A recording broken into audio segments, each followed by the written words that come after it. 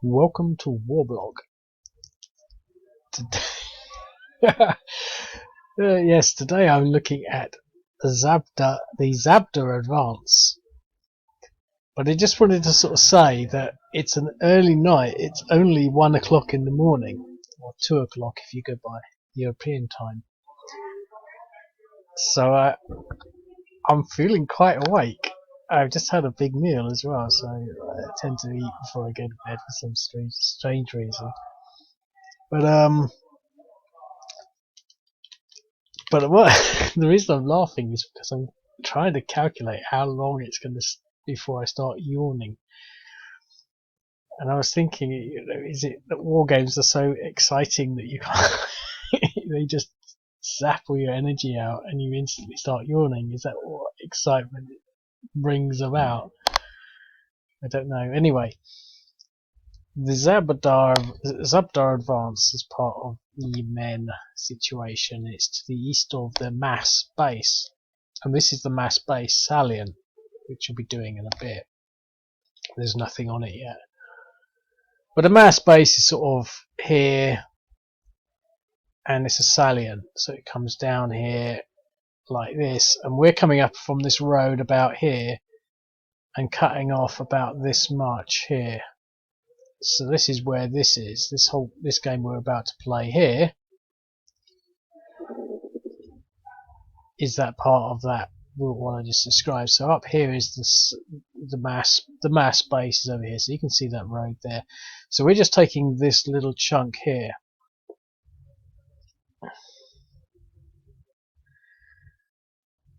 I like this map. I like the I just like the proportions and the ratio of these types of maps. I was gonna fill this back in with hills, but I forgot. But oh well. Doesn't matter. So obviously drawing tool.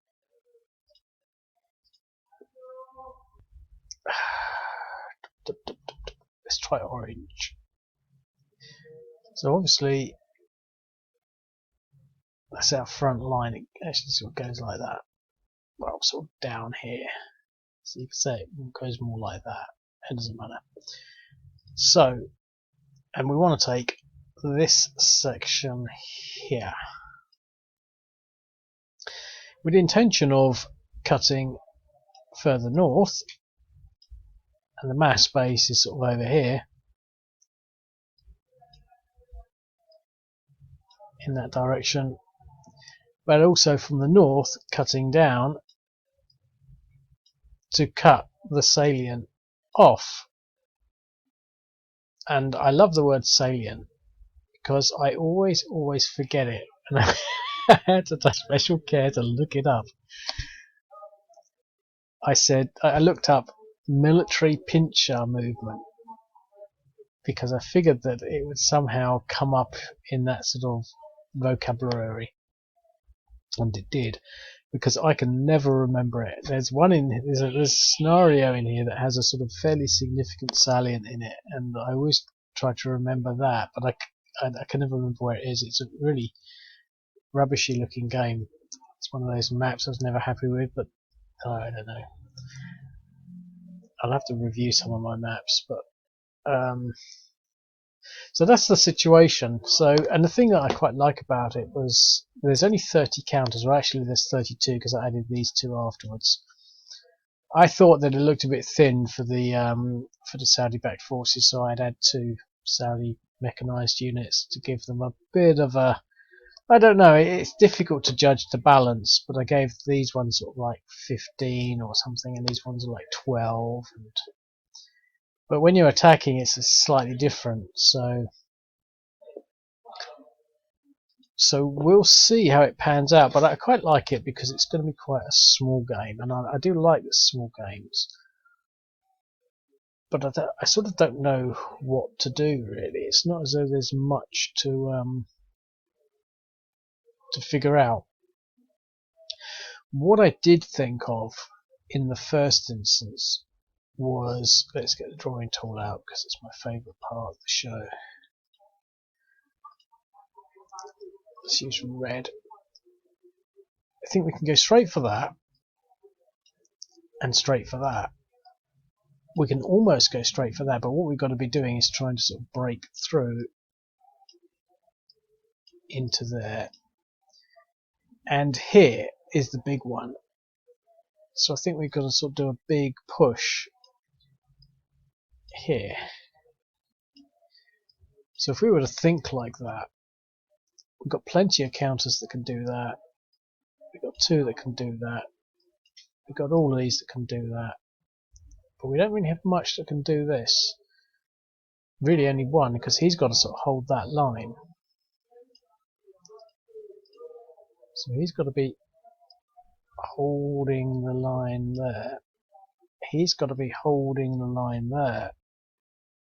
So what we might need to do is to sort of somehow multitask this set of units to sort of go like this.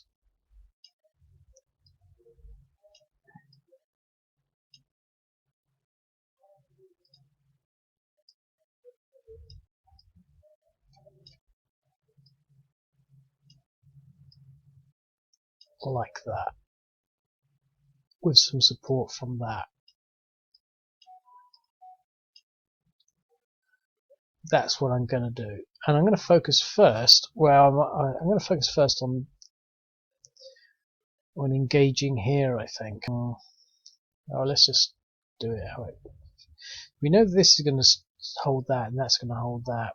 This is sort of on its own. We could maybe try and push these two units against this with the notion of going that way. But here, we should be able to really. He's in a town.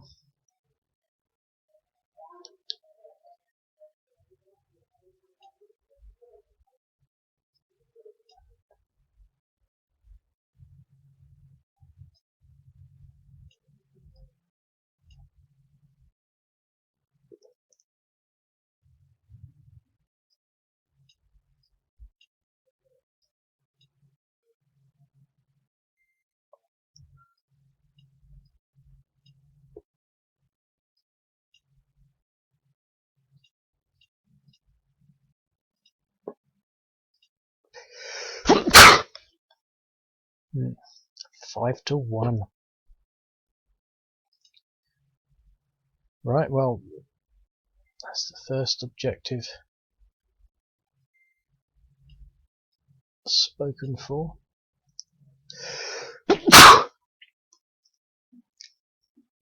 Gesundheit. So this should be a 2 or 3-1. Oh, a valiant fight there. I sort of want to slant them this way, so let's.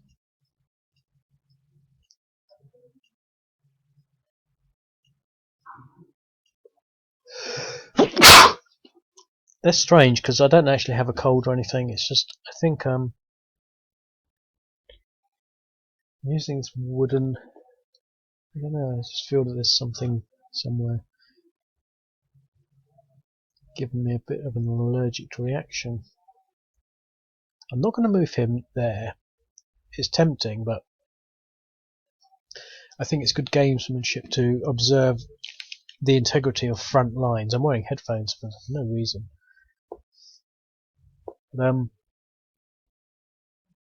Yeah, but I can definitely get that in there, and I think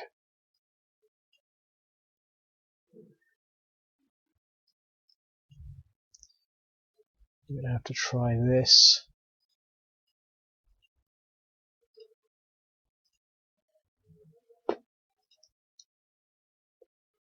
And here it should be a 2-1.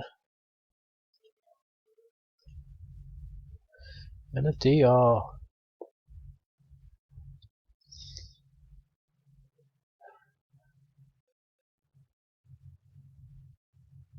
Now I think that's interesting really, because I think you could stop and analyse it, and I'm going to, but not in earnest.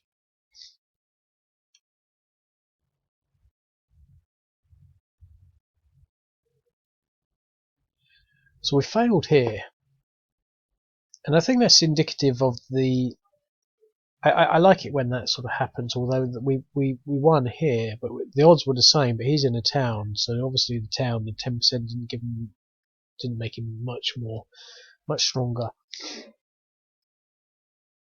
But here we won, and I like those sorts of odds. I like it when it's sort of like that because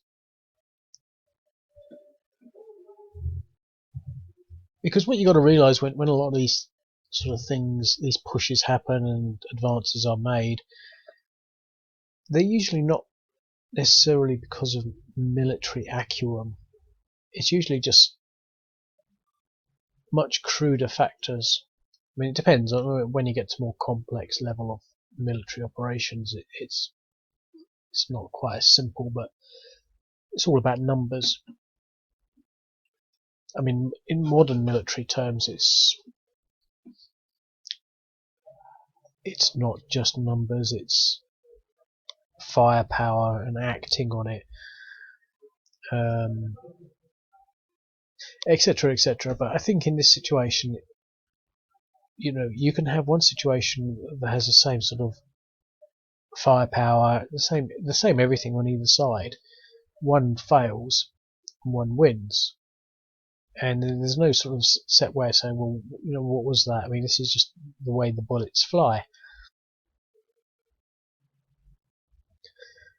But I was just thinking earlier about where this sort of comes from. It's from the South Front site. I mean, I guess I've known this for a long time, but it seems the South Front site is very much on the Houthi side.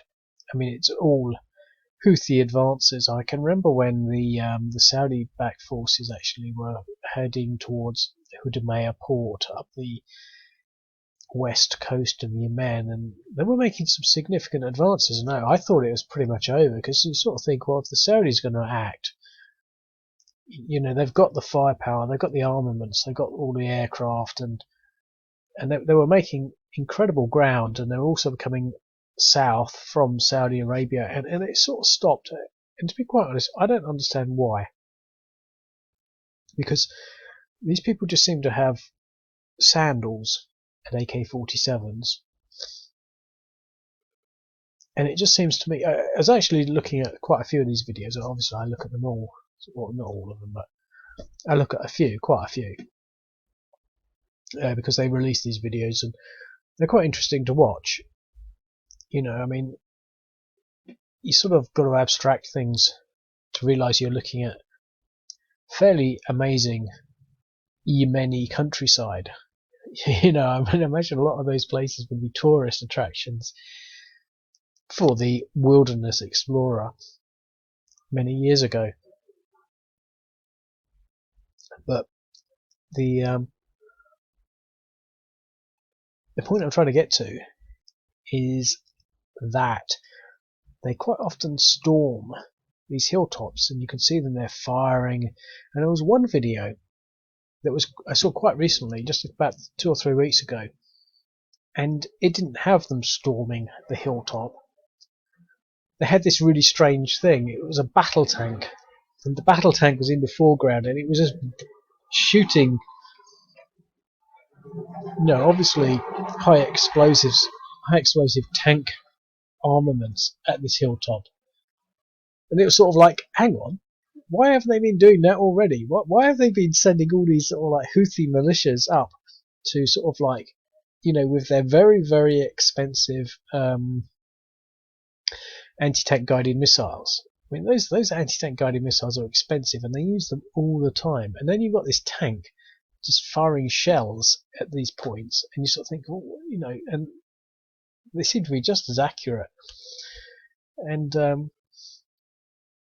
you sort of think, well, hang on, that's a difference between, well, the thing is, it's not really, but because they've both got heavy firepower. But the point is that they're taking these positions out sort of like manually themselves, and you would have thought that, if that was, if you were to say, okay, now this is a Western power trying to do this same job, they wouldn't do it like that. They would just have a very intense airstrike that would just blow the hilltop for kingdom come.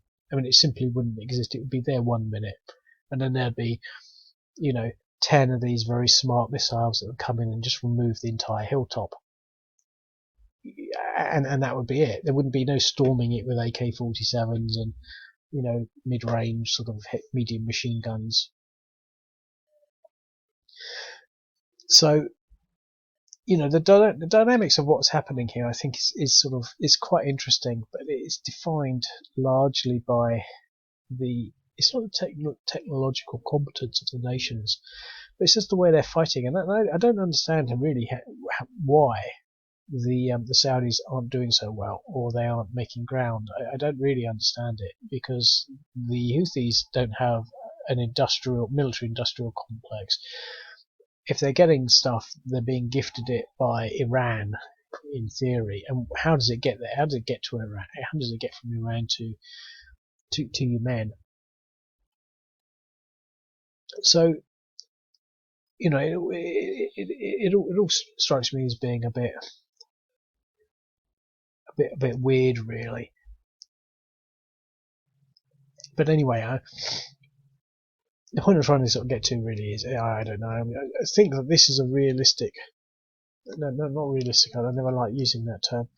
I think it's sort of a plausible model for the advance, in the sense that some attacks will win and some attacks won't. And the point I was getting to and making was that a lot of these South Front videos, a lot of the videos you see on South Front, they always seem to be showing the sort of the Houthis advancing valiantly and winning. But when the Saudis wanted to make their advances, there wasn't really a lot that they could do to stop them when they were advancing along the east coast. And I think one of the difficulties is, and it's quite interesting actually, you can't really see it from here, but you can get a sense for it, is that they're fighting through very rough terrain. And it could be that is actually quite a significant factor. It could be that it's not that the Saudi Arabians aren't applying a lot of technology, because there were some big advances recently, and the Yemenis just stomped over masses of Saudi equipment. You know, all this stuff that the Saudis were preparing for a big advance, and that the Houthis preempted them. And they got all this sort of heavy duty equipment, tanks and all sorts, artillery in particular. And I think maybe it's the countryside, because as soon as they get into the flat deserts, I don't think they really stand a chance. Although they have. That said, I've seen videos and they're just, you know, because there's no such thing as absolutely open terrain, but you sort of think, well, where are all, you know, if this was, I think you can use the Americans as a benchmark for whatever you think about them. You know, you could use them as a sort of benchmark for military competence. I mean, these people simply wouldn't be moving about in the daylight. They would just be, you know, they would have not just drones, but, you know, helicopters. They would have things that would just take them out. I mean, the Americans are using fairly advanced weaponry, including, say, snipers, and they're taking people out at sort of distances of 2 miles, you know, with sniper weapons. And I just think that these wouldn't be fields of fire; they'd be fields of death. And, you know, because they're just irregulars with their sandals and their turbans and their fancy. They always seem to wear tweed jackets. It's quite bizarre how I tried to look it up, but I couldn't figure it out. But, you know, so the Saudi-based forces have got to be either sort of fairly relaxed about giving ground in these sorts of areas, or totally incompetent, because all they're doing is going against these irregular units, and I did it sort of deliberately, so they're just irregulars, no artillery. We're going to give them some mechanized units over here. But all I'm saying is I think it's quite sort of, you know, the level of the results that we've got there are fairly sort of, you know, agreeable, I think, with the actual sort of on the ground situation. I never really say it's a simulation or anything like that. But anyway, so it's the other player's turn, the Saudi-backed forces. Now obviously we don't want to give this ground up, but what can we do? And are they capable of fighting? So we've got a lot of units over here sort of just holding the flank. So these two holding the flank there. So we've got one unit there. Let's get a drawing tool now.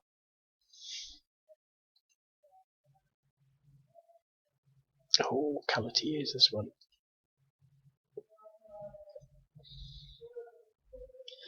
So that's a static flank. So we've got this one guy here trying to hold off these hordes. We've got this guy here trying to hold off these hordes. We've got these guys here holding the central flank, and these guys holding this flank. So here we can sort of push this. Maybe here we might be able to hold that, but it's very weak there, very weak there. So I think we might have to sort of try and bring these down to support this gap. So that's what I'm going to do.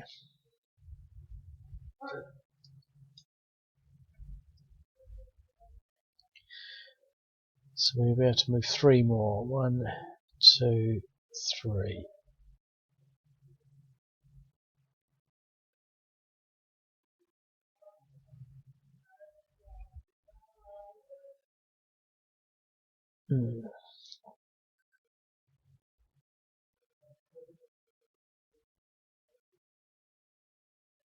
I'm going to shove him. Oh look, there's 2 in there.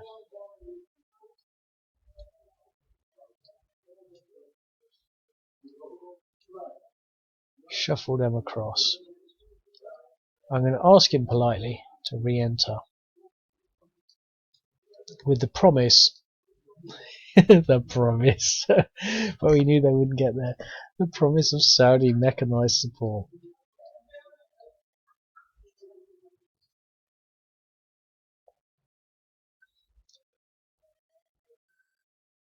Okay, well, it's going to be okay to lose that space.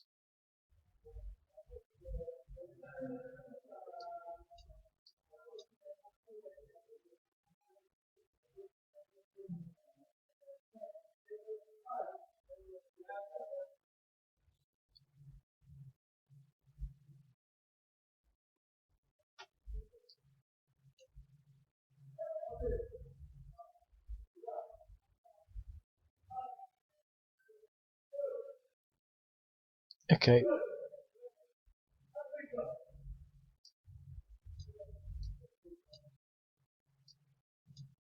Okay, let's leave it like that.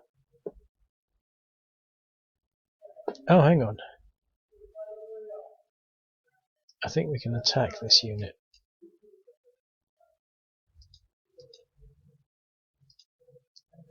See, I think that one of the things I was maybe trying to hint at or say was, you don't see any of the counterattacks or any of the Houthi losses on South Front.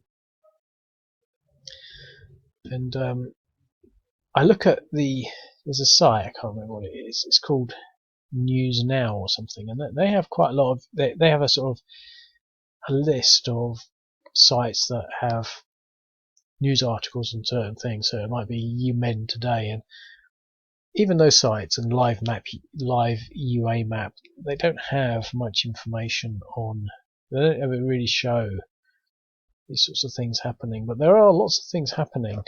You just have to keep your eye out, and I try to do that, but it's always a bit of hard work, and I'm not very good at it. I find that I miss a lot of things. I mean, for example, if I was to choose to find a scenario for the Kashmir conflict, I probably could. There's probably things happening. I mean, I know that the India-China thing is continually on the low boil.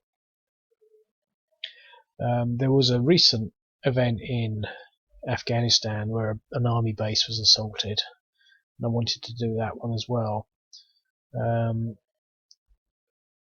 But there's always little things happening. It's just distinguishing between a little thing and something that's very non-military in essence, like an IED or a suicide bomber. You know, they pick up the news quite a lot. has to be some sort of operation, but they are happening. It's just they're always very small. But if you were to go to say, I think for example, I keep forgetting about the new Turkey-Iran PKK operations in northern Iraq. That's going to kick off. But if you were to go to Wikipedia and look at the Eastern Turkish Kurdish insurgency, or whatever you want to call it, they have a list of things that are happening, and I haven't looked at this year at all, really. I don't think. But if you know, say 2017, these events happened. 2018, these events happened, and most of them are just like car bombs or mortar attacks or something like that. But some of them are actually quite big. So there's all sorts of things happening all over the place, even in Ukraine. I mean, Ukraine is a bit of a sorry case, really, because I've not really found anything to model on it. I mean, nothing. They just don't do anything. All they do is fire a few artillery rounds at each other. And there's no sort of kinetic engagements of any sort whatsoever, really. But anyway, we managed to push these guys back, and I think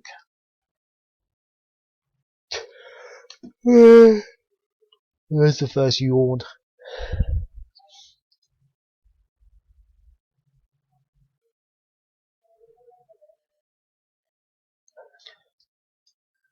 Well, they're fighting at me at 2-1. I'm fighting at them at 2-1, and I pushed him back.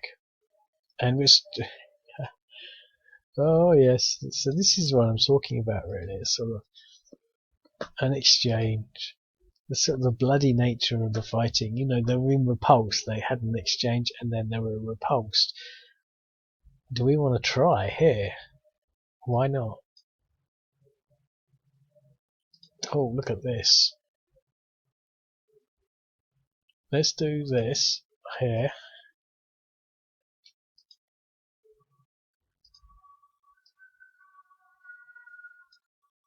No, leave it like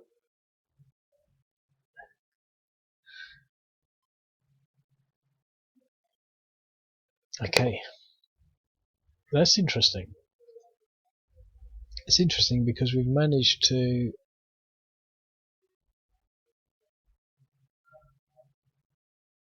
mesh gears, so to speak. Okay, so we've lost that again, but we should be able to move into there quite easily.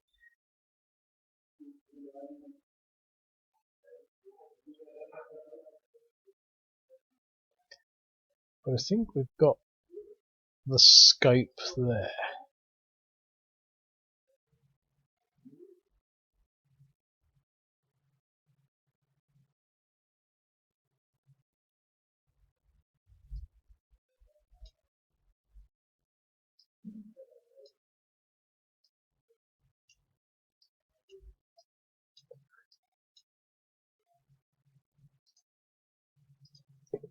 To do something.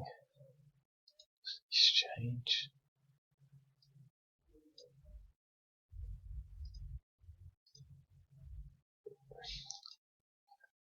So static battle lines.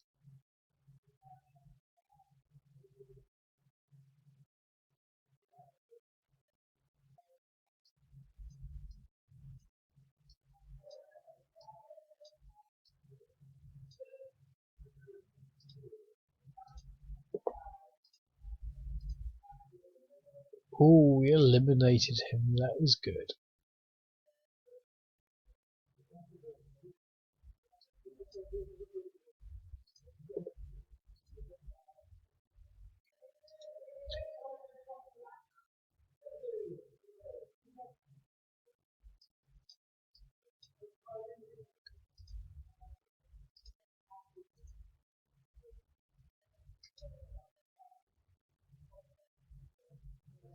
Oh.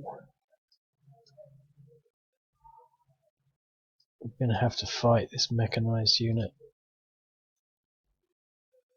An exchange.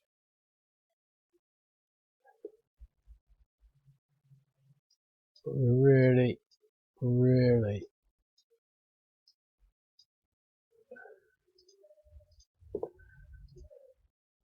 Oh, we got them mechanized. Push them back. We're really going to make some ground, because those mechanized units can really... Oh, look at that. That's what we want. We still haven't entered the town though. Those mechanized units can cause mayhem.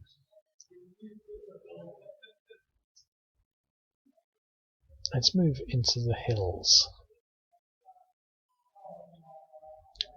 So again, another interesting round.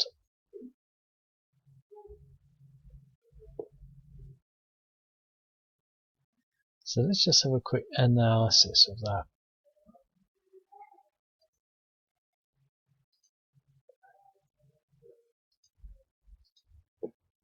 We're still static here, but it's been moving. It's static here, but it's moved. We've had some fuzzy engagements here, pushing this mechanized unit back, but eliminating a unit and really opening up that route to Samerah. We're still fighting around Zabdah.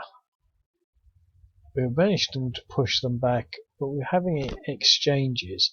We've done well here by destroying a unit, and we've got a nice strong front there that basically can easily push up there and then fall back down this way. And here we're sort of exchanging,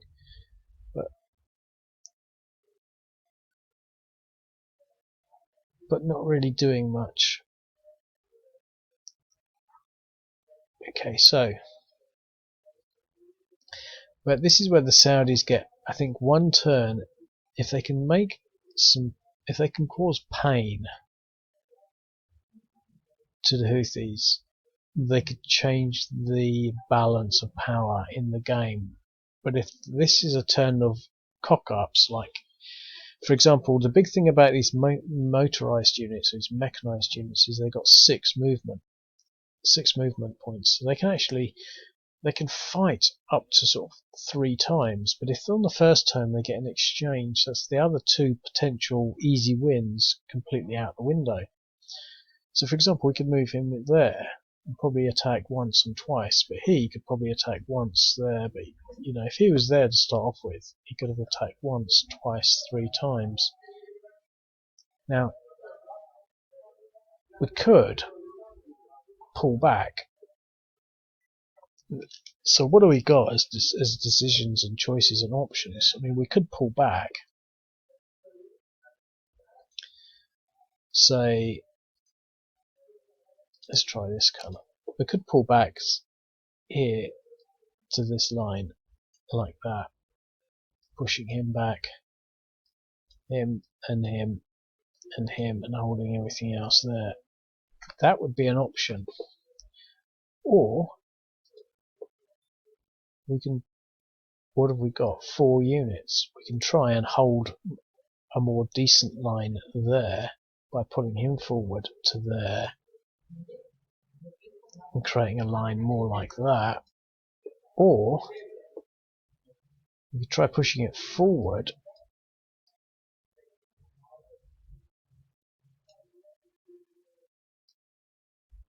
and see how that works.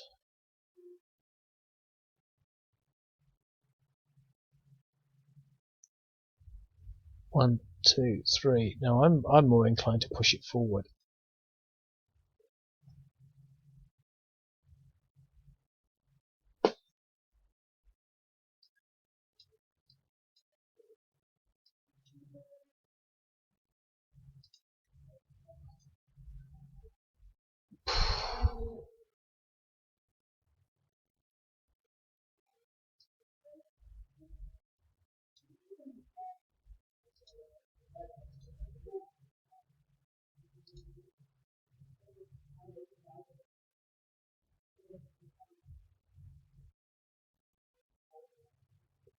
You see, this is what I'm talking about.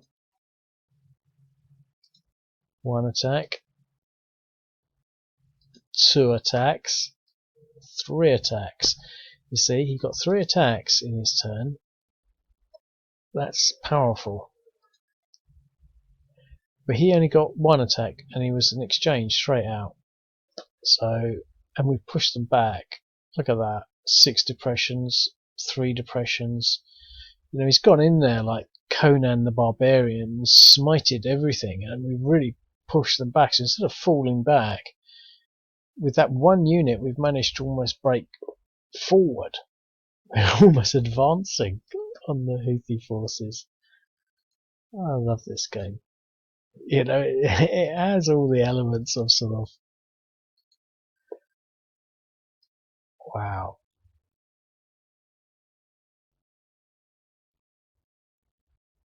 So we've advanced.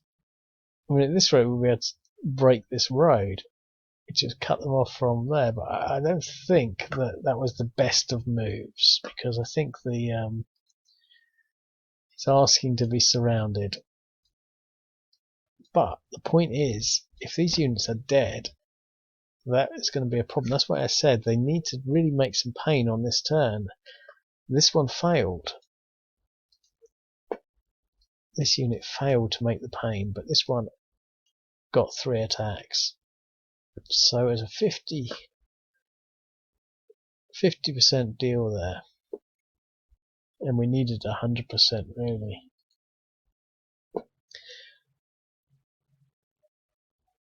Two depressions, none.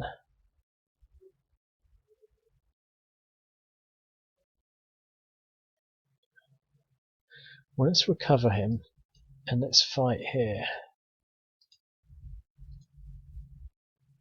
Exchange.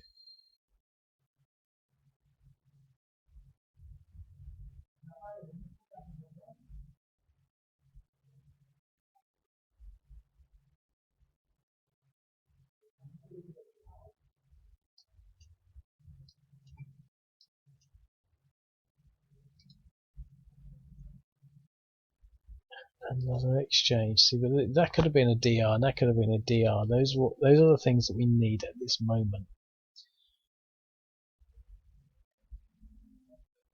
They're all at 1 depressions.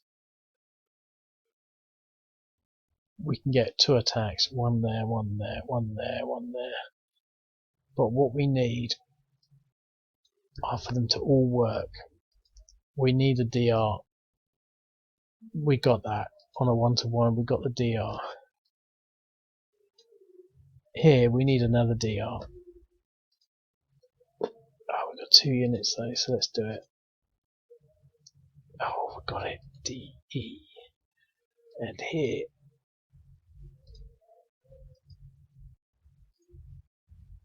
DE, so we push them back.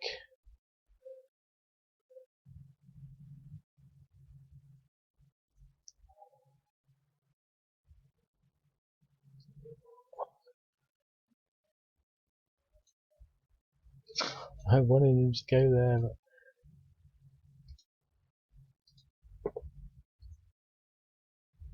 and the Saudi-backed forces are counter-attacking. We're leaving him to recover.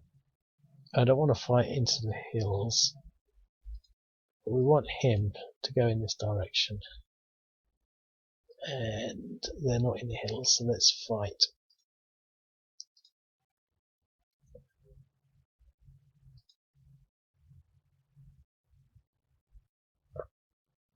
Okay, it's not looking good for the Houthis. Look at that line, it's just been totally blown away there. We lost hideously there. What have we got? We've yet to do anything serious, but they're slightly beaten. But there's a big open gap there. This gap is now looking a little tighter, but if we can do something there, destroying that unit would be good.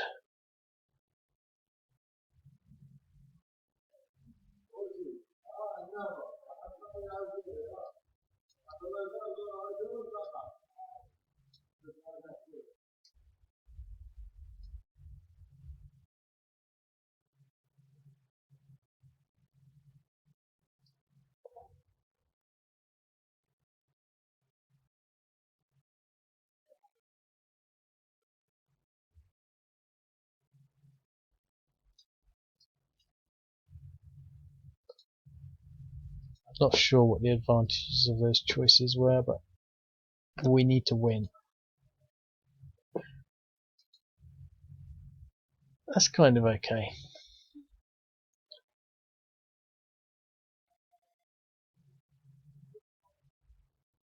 And it's kind of okay enough to bring in another unit.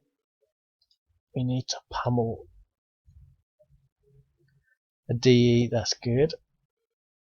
Let's put him up to 6. It's worth another punt. And a DR. Oh, look at that, he's been beaten back. I love the way the retreat thing quite often makes sense. You know, it really looks as though he's retreating back to there, or he's at depression 8. You see, that was what I said. That front line is not what it appeared at the beginning of this turn. And we also want to get this guy. If we can win this one, the Houthis will be smiling. Yes. And look at that, they've retreated into this almost perfectly natural defensive line there. So now, let's just see what we can do here.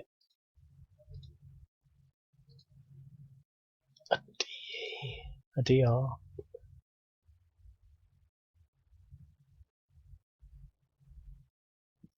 Okay, how do we want to do this? We want to leave him to recover that.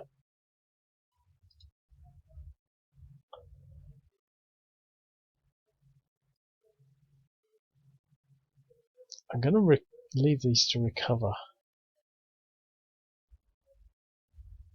But he's going to go there.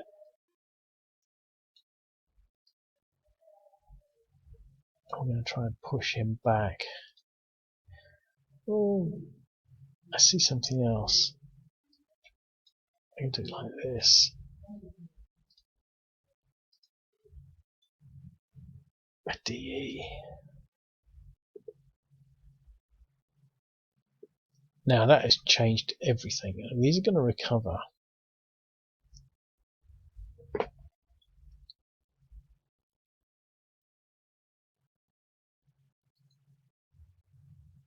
That is really, really interesting.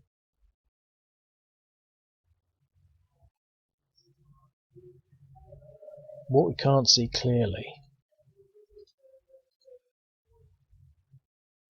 is the full scope of that front line, because now it's like that, and I'm sure a few minutes ago it was sort of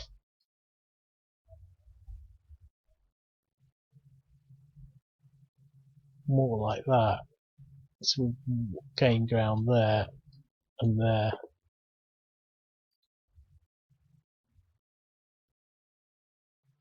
But the Saudi-backed forces, I mean, they have lost hideously these mechanized units. And they've suffered incredible damage to their mechanized units. Here, the Houthi front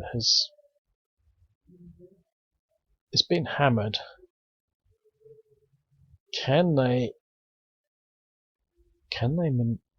capitalize on that?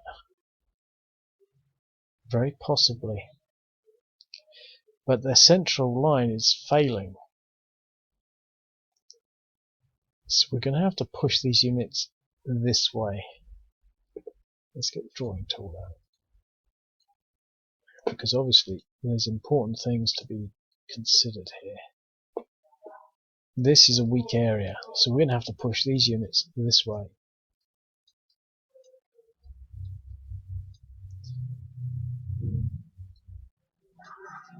So we are still pushing forward in that direction, which is interesting.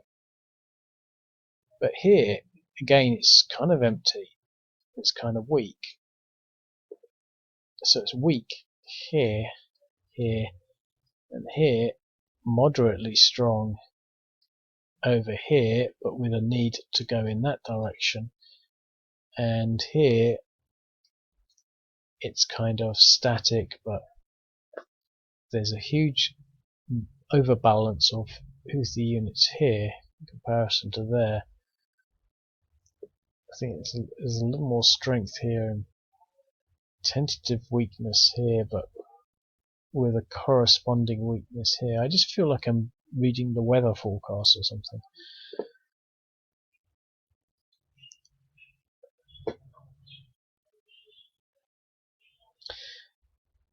I tell you what I've actually been playing a lot of.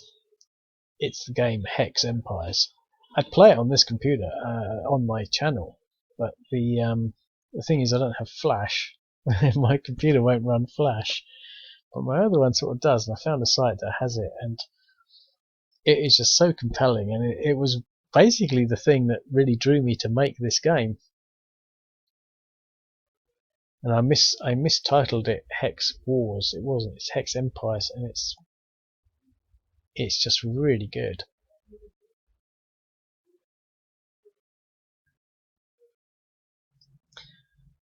But the thing is, I described it in my Kickstart video that didn't get anywhere, that as a pure old game, and it is. You don't remember anything, whereas these you do. I mean, we're learning about the Maas Base salient. Almost forgot that word again.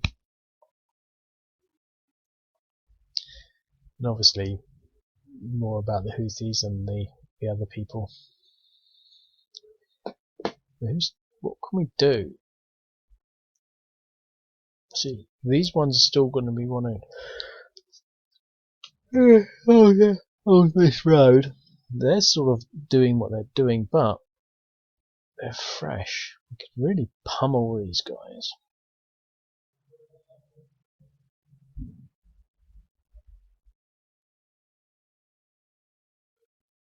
But if we leave things to recover, I don't think we can.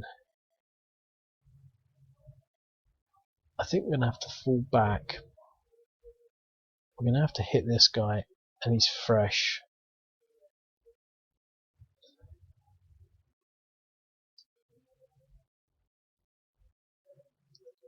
We're going to have to do that, because he can go there and it'll force him to retreat there. We've got to win this.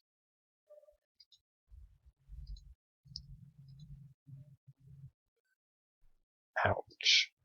And that is not what winning looks like.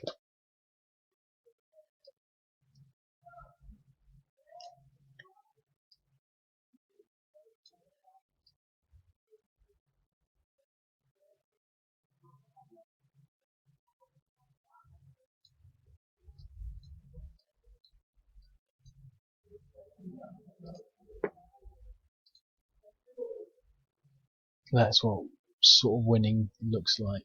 So we've tried to squidge around there. We wanted to push him back there, but failed. I think we're going to have to push these guys back.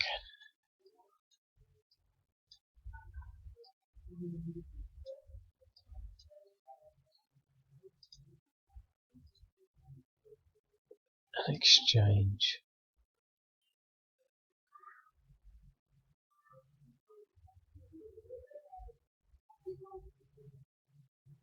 And we can do an attack onto this.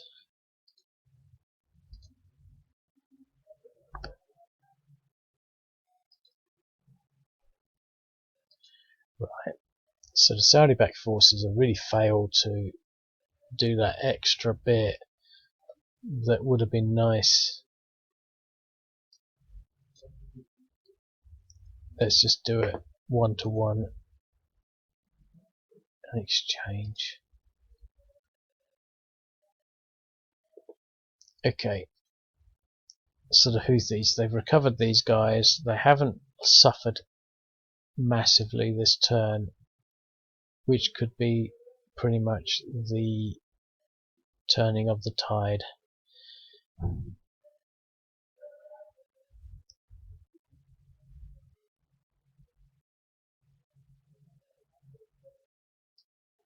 take So I've got to keep the integrity of this front line.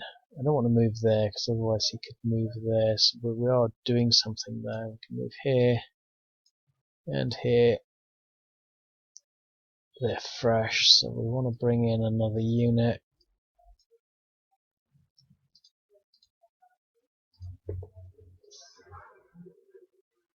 A DE. Okay. He's knackered.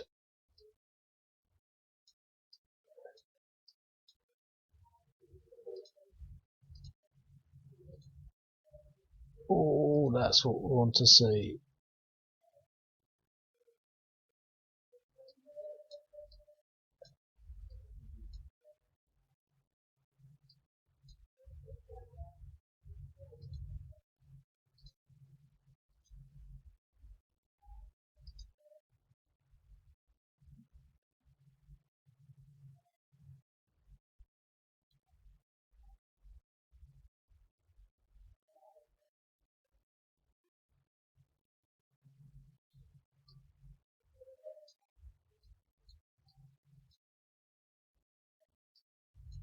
This should be an elimination.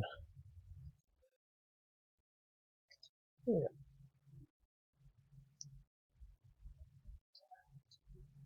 I think. Wow, that was a really good game. I say was because I do feel that it's over for the Saudi-backed forces.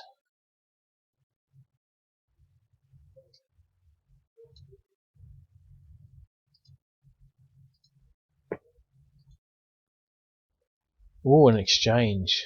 Brave defence there by the Saudi-backed forces. Over this front side, it's not looking as promising.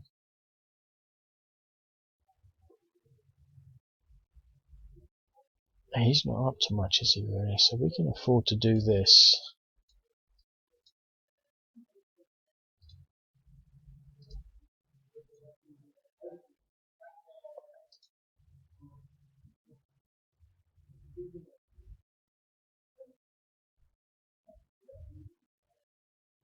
And leave him there to recover. Okay. Oh. These guys don't have anything. We've lost all that gap. He's lost. We've still got a strong line here relative to the Houthis. He's a bit weak.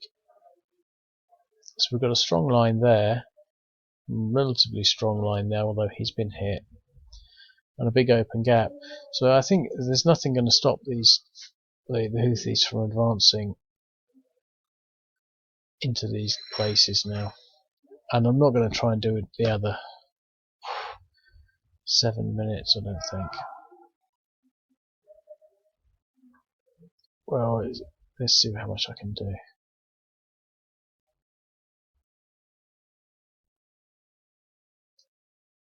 Hold there, hold there, there.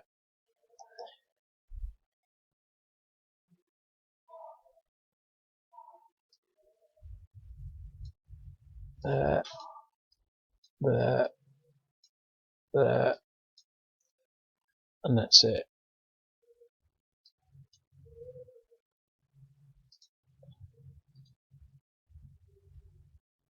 Oh, we won. Right. Okay. So, the Houthis, can they do it?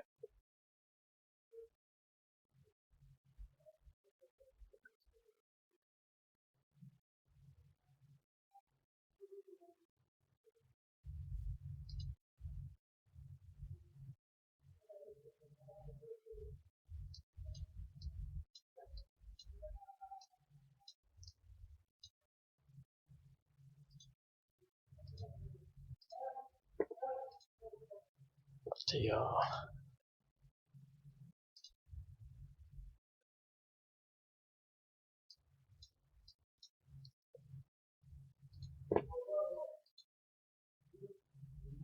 All eliminated.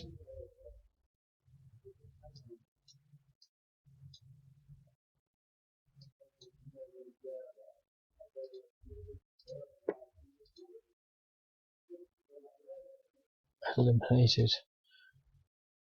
There's nothing there, look.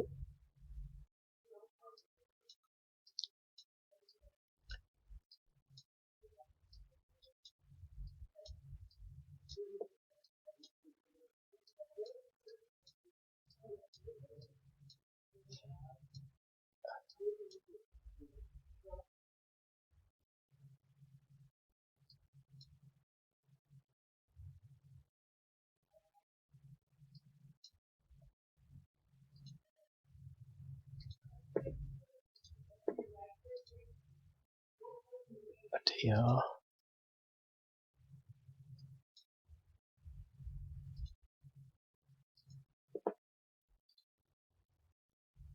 Or DR. And that's it.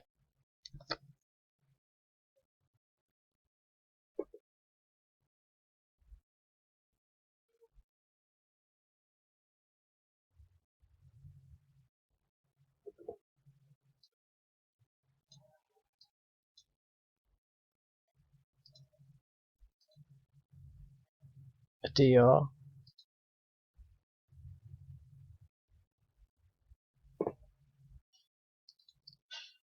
Wow, that was a good game.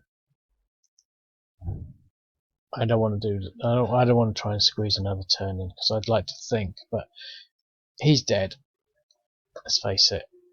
So is he. These mechanized units are not going to survive the onslaught of all these Houthi units. There's nothing there.